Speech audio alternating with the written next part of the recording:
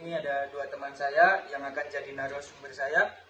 Ada Bang Joshua dan Bang Kevin. Bagaimana kabarnya hari ini? Ya baik, kebetulan. Terima kasih Pak juga. Terima kasih telah diundang di podcast ini. Saya juga. Ya, saya merasa terhormat untuk udah diundang ke sini ya. Baik, untuk Bang Joshua dan Bang Kevin, gimana kesibukannya? Ya, saya kesibukannya kuliah ya. Ya, menjalani kehidupan kuliah biasa. Masih gitu. Kuliah, kesibukannya kuliah, ya kadang-kadang kerja sih memang seperti di tahun 2004 kemarin kerja di salah satu F&B Service ya.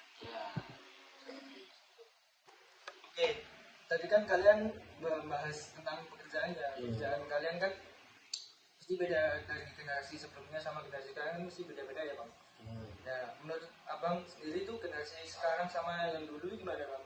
Dalam sistem pekerjaannya dan teknologi ataupun tentang sistem pembayarannya gimana gitu Bang? Ini dari saya dulu apa dari Mas Kevin? Bebas dari Mas Kevin dulu, Mas Joshua dulu. oleh Tadi Pak, mulai dari teknologi perkembangan dunia pekerjaan. apa ya? Kalau misalnya mulai dari teknologi pekerjaan, dari yang pernah saya pengalaman yang saya pernah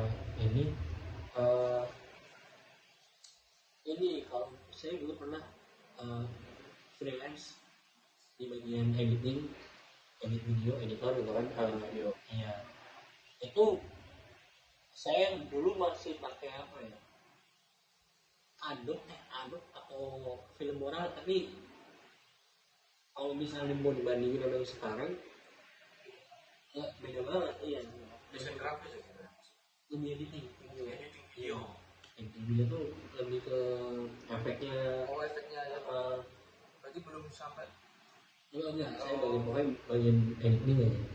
Buat pemilihan editing itu ya banyak lah hal kayak efek atau apa teknik pengambilan gambar gimana gitu.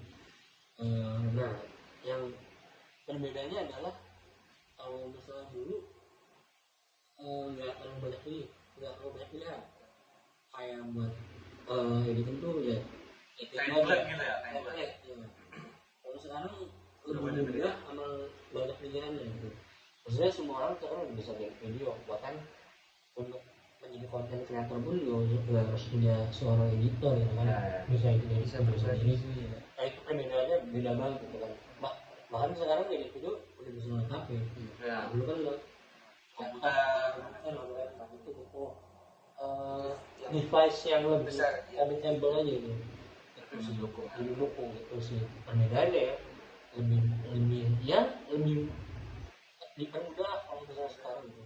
Sekarang kan aplikasinya ada CapCut, ada yang lain juga. Di TikTok pun udah bisa edit video kan. Itu berbayar semua ya Bang? Kalau misalnya mau dapat yang lebih ya berbayar. Ada harga, ada barang gitu kan. Ada kualitas gitu. Nah itu sih kalau misalnya yang pengalaman saya menjadi editor video ya, perbedaannya masalah hasil. Kalau misalnya Mas Kevin mungkin soal perkembangan gitu, perubahan berarti ya. Untuk saya kerja kemarin itu udah menggunakan yang namanya sistem kalau bayar tinggal di scan. Kiri kan. Jadi sekarang orang udah gampang tinggal pesan, nanti kalau mau bayar ya udah tinggal ngarahin HP gitu ya kan. Udah harus lagi ke ATM ambil duit dulu gitu kan. Jadi mempermudah banget. Jadi melalui HP aja udah bisa bayar. Itu sih salah satunya dari perkembangan gitu, perubahan gitu kan, teknologi. Itu sih Mas. Berarti adaptasi dan tantangannya dalam dunia pekerjaan gimana Bang? Ya kalau misalnya saya sih berarti harus ya beradaptasi. Ya maksudnya kalau misalnya dunia editing ya nggak terlalu sulit sih, maksudnya ya mungkin ada beberapa kayak opsi-opsi yang baru gitu tuh, ternyata ada hal-hal baru yang saya harus pelajarin ya, tapi untuk buat beradaptasi nggak terlalu sulit karena kan sambil berjalan sambil belajar sambil ngerjain kan. Karena kan sebetulnya mempermudah ya. Iya itu mempermudah. Jadi sebenarnya kalau dibilang adaptasi sama tantangan nggak ribet-ribet banget buat beradaptasinya. Iya. Begitu pengembangan dirinya lebih mudah ya. Iya, pengembangan diri lebih mudah sih.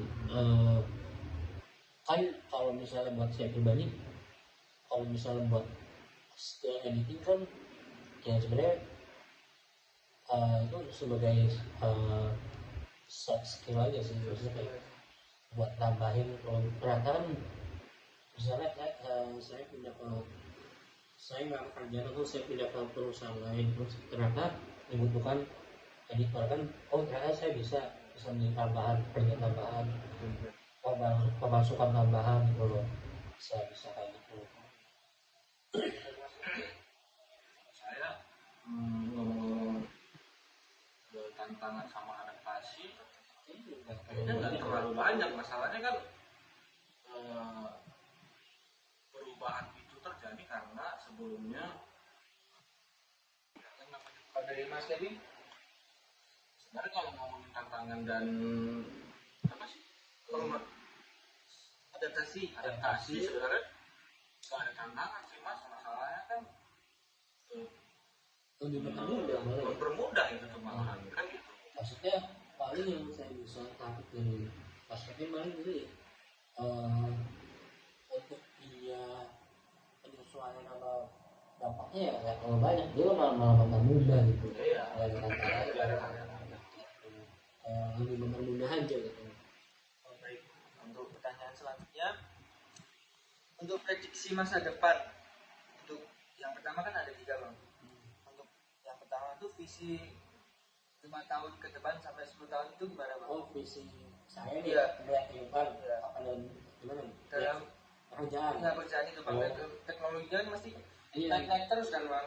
Ya kalau misalnya visi 5 tahun 10 tahun ke depan ya yang dia mengikuti perkembangan zaman ya. Pertama saya kan untuk sekarang kan saya lebih menggeluti di bagian F&B kan. Ya perkembangannya paling nggak terlalu banyak. Maksudnya perkembangan maksudnya untuk lihat visinya nggak terlalu banyak, paling visi saya untuk nggak terlalu lama di pekerjaan saya di F&B gitu. Lebih mikirin ke usaha yang lebih mudah gitu. Iya, untuk visinya ya karena buat lama-lama kerja di F&B terutama dapur kan nggak perlu menyenangkan gitu. Tapi sekarang nggak ada teknologinya gitu ya Pak. Teknologi untuk dunia dapur ya banyak sih, banyak hal-hal baru gitu ya, kayak dokter muda itu banyak, kayak ya banyak lah misalnya kalau misalnya mau dikulik ya banyak banget gitu ya. Tapi itu teknologinya lebih gampang apa lebih mudah? Mempermudah, justru mempermudah semua yang ada di dapur, mempermudah gitu. Misalnya dari saya visi melihat 5 sampai 10 tahun ke depan kemarin saya kerja di F&B tapi tidak terlalu lama gitu. Setelahnya saya buka usaha mengikuti perkembangannya ya, karena dunia F&B nggak pernah mati. Kalau ada gebrakannya ada terus. Cuman ya teknologinya mungkin bakal berubah dari zaman ke zaman ya. Jadi mungkin kita sendiri yang menyesuaikan sih gitu, mengikuti zamannya gitu. Ya. Untuk pertanyaan kedua, kalau saran untuk generasinya gimana bang? Saran ke generasi ke bawah, Ya, ke generasi untuk masa depan generasi masa depan yang ya. masuk ke dunia apa teknologi. Saran generasi buat yang bawah saya sih paling jangan tetap apa satu skill doang, punya hal-hal lain gitu kayak soft skill atau hard skill yang bisa dikuasai gitu, karena bakal membantu.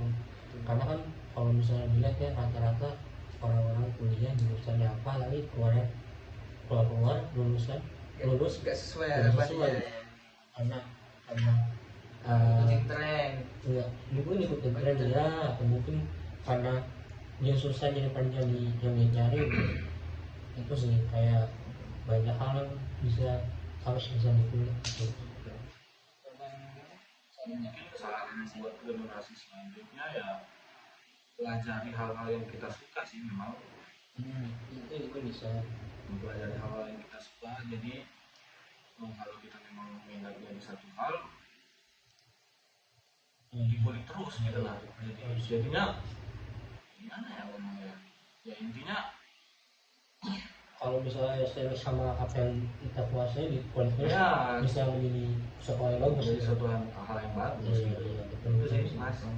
Kayak contohnya misalnya konten kreator yang main game gitu ya, itu bisa menjadi kan ada uangnya. sekarang kan banyak ya gitu konten lah kreator iya yang betul misalnya konten kreator yang main game gitu ya, itu bisa menjadi kan ada uangnya. sekarang kan banyak ya gitu lah konten kreator iya yang betul streamer kayaknya sebenarnya kalau misalnya konten kreator streamer lebih banyak menghasilkan uang ya.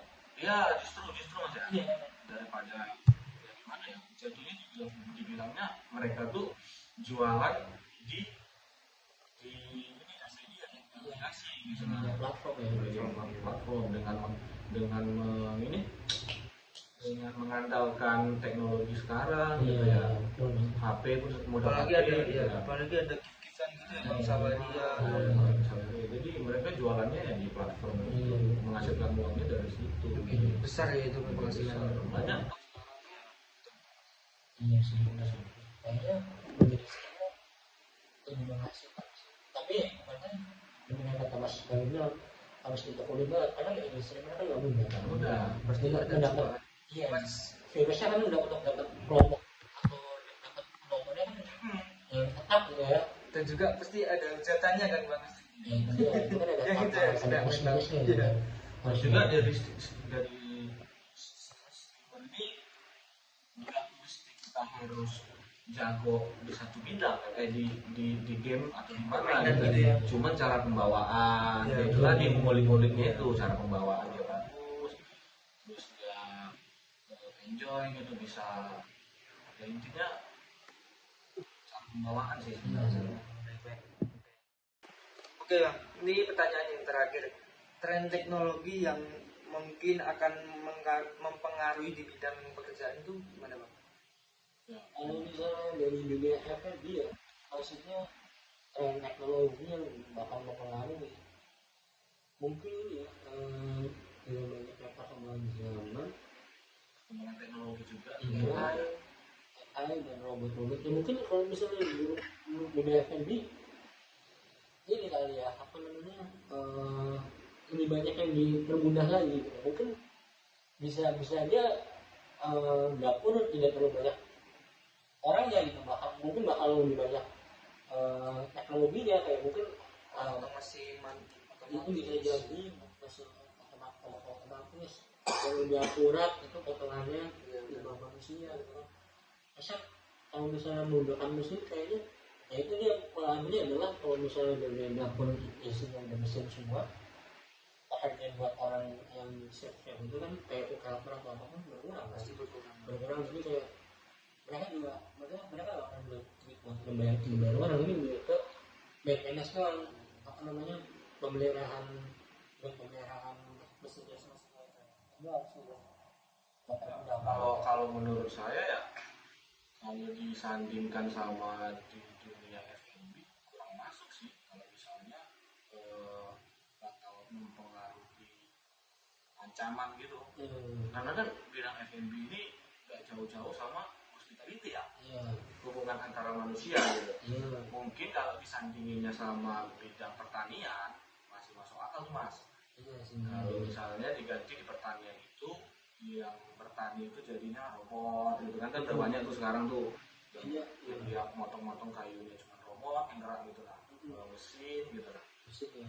Kalau misalnya di bidang itu di bidang pertanian mungkin ya itu ancamannya bakalan petani bakalan berkurang bakalan digantiin sama mesin sama robot gitu. Tapi saya juga pernah lihat juga sih di media sosial itu kan jadi pelayan robot, jadi pelayanan gitu. Iya saya kayaknya pernah dengar juga pelayan sekarang pakainya robot. Itu di Jepang sih, Jepang. Tapi itu kurang ini sih mas kalau menurut saya. Soalnya kita ini pro kontra nih, mungkin masnya pro, saya kontra nih kalau misalnya disandingin sama F&B. Karena kan F&B ini bergerak di bidang hospitality. Jadi kalau misalnya walaupun memang makanannya enak tapi pelayanannya jelek, ya gimana gitu lah. Tapi itu bisa bersuara loh, bisa bersuara terus bisa ada tulisan. Ya mungkin kalau misalnya dilihat teknologi ada plus minusnya ya. Kalau misalnya di F&B ya. Pertama kalau misalnya pelayanan juga mungkin lebih detail kan, manusia kan ada superhero, mungkin kita bisa lupa apa atau gimana. Kan kalau robot tidak mempunyai perasaan dan tidak ada harusnya robot tidak mempunyai perasaan. Iya, harusnya mungkin robot lebih cepat dan lebih akurat. Nah, kalau misalnya menggunakan perasaan, maksudnya sebagai pelayanan menggunakan tenaga manusia gitu. Ya kita kan ada interaksi gitu. Ada sosialnya gitu. Ada ramah tamahnya, ada cara kita menyapa tamu, ada tamu kan merasa tersanjung. Ya, dari situ kan tamunya merasa tersanjung tuh kalau misalnya kita menyapa yang memang betul-betul ramah, misalnya gitu kan, memperhatikan tamunya gitu. Kalau robot kan nggak bisa itu. Jadi nggak worth it ya. Nggak worth it kalau disandingin sama F&B. Tapi kalau pertanyaan tadi mungkin ya Mungkin jadi ancaman. Jadi ancaman juga sih. Jadi ancaman. Jadi itu sih yang saya bilang tadi. Oke, terima kasih atas waktunya Bang Joshua dan Bang Devi.